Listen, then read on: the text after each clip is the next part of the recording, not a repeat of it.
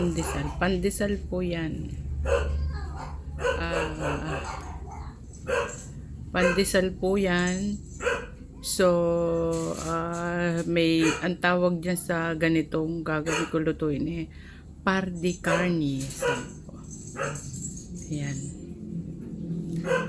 Pandesal yan. Tapos po, ayan po siya. Tamang-tama siya sa panahon na malamig, mahangin. Pagka nagkakaedad na tayo, ang gusto nating mga tinapay ganito na lang. Tapos black coffee. Ipiprito ko na siya mamaya para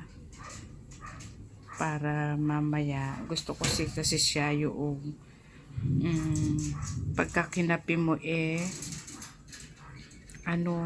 malamig na siya, ganun. Ayan, pandesal siya na par de carne. Ayan, sarap niya mga kaibigan. Tamang tama siya sa malamig na panahon. Ayan, ayan po ang aking par de carne. Pandesal siya na malalaki na putok po. So ayan, para mas masarap yan sa sa kape, lalo na ngayon napakahangin pa ng panahon, malamig. Mamaya iluluto ko na siya para masimulan na nating lutuin. Ayan mga kaibigan,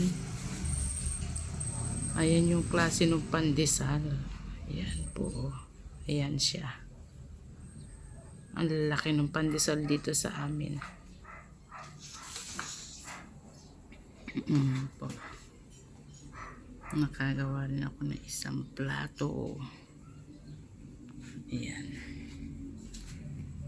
Ganda niya po. Sarap. At least yung kanyang po masustansya, carrots, konting giniling po, tapos kamote, tsaka sibuyas. Tsaka siyempre nag-add rin tayo ng konting pampalasa, magic sarap, paminta. Yun lang po, okay na. Di po ba?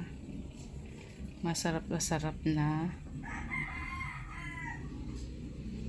pangkape. Pangkape po yan, tamang-tama sa malamig na panahon.